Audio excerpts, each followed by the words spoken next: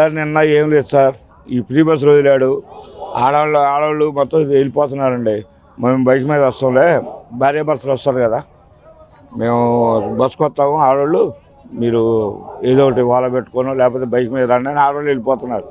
మాకేం నిన్న నుంచి ఏం లేదు ఇక్కడ. పైన చూస్తేనే వచ్చేస్తున్నారు. ఇప్పటికే 2 గంటల అద్దెబండే, ఇంకా ఫైనాన్స్ అంటే ఇంకా అద్దెబండే కదా సార్. ఇంకా వాళ్ళు కూడా ఎత్తపోయారు బండి, మా 2-3 దేశపోయారు. మేము ఏం చేయాలి? భార్య భర్తలు వీళ్ళేమో ఇంకా ఫ్రీ బస్ అని మొగుళ్ళు కూడా వదిలేసేటట్టే ఉన్నారు. మరి కడుపుని పెడితేనే కదా ఉండేది వాళ్ళు. ప్రతి బండి తోలితే 400 మిగులుతాయి. ఈ 4 ఇంటిదే కట్టాలి, ఇంట్లోకి కావాలి. ఏదంటే ఇంకా వాళ్ళు మగపిల్లలు మంచోళ్ళు అయితే పెడతారు, లేదా పెట్టరు. కోడళ్ళు పెడతారా? మాకు పెట్టరు. ఇప్పుడు ఆస్తి ఉంటే పెడతారు, మాకేం లేదు కదండి. ఏ పూట ఆ పూటే, లేదా ఆటోని తోలుకుంటాం మేము ఆస్తి ఉంటే. అది మా బాధ సార్. అదే అర్థం కావట్లేదు సార్ మాకు కూడా. ఈ బస్సులు కనుక తీసేస్తే దేవుడి దేవాల కొంచెం మళ్ళీ తేలుకుంటాం మేము. ఎన్నికల ముందు చెప్పారు అధికారంగా వస్తే మహిళలకు ఉచిత బస్సు ఇస్తామని చెప్పినా మరి ఆగలేదు కాదు.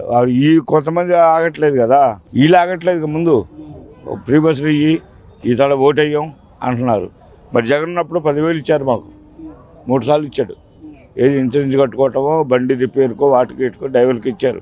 ఇప్పుడు అవి కూడా లేవు.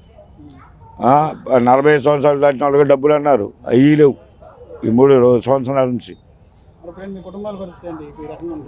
ఇంకా మా కుటుంబాలు వదిలేసుకుంటాం మేము, అంతే, వదిలేయటమే, ఏముండదు. వాళ్ళ బాధ వాళ్ళు, మా బాధ మేము పట్టలే. ఏం మాట్లాడాడు? మాట్లాడాడు అవన్నీ ఇస్తారు, మీకేం డౌట్ లేదు, 15,000 ఇస్తాం, 10,000 ఇస్తామంటే ఇంతవరకు ఏమీ లేదు. ఇప్పుడు సంవత్సరం అవుతుంది దగ్గర రూపాయి ఇవ్వాల మాకు. ఆటో వాళ్ళకి కూడా 10,000 వచ్చాయి, కూడా అయిపోయినాయి. ఏం లేదు, పిలిచి మాట్లాడటం ఏం లేదు. ఆడే చెబుతుంది అన్నీ. ఇంకా సంవత్సరం ఆగండి, ఇంకా 4 సంవత్సరాలు ఆగండి, 5 సంవత్సరాలు ఆగండి, ఇంకా వాడు దిగిపోతాడు. వాడు దిగిపోడులే, ఎందుకంటే మోడీ ఉండదు కదా, వాడు దిగిపోడు. ఇప్పుడు మొత్తం దొంగొట్లే కదా పడ్డదే. మొన్న ఈ ఊరు ఎవరు జరిగింది? ఆ ఊళ్ళో ఏ ఊరు అండి అది? అటు జరిగింది చూడు, అట్లా ఇది జరిగింది. మొన్న మన జగన్కి రాకుండా ఓట్లన్నీ వాళ్ళే గుర్తుకున్నారు పోలీసు వాళ్ళు.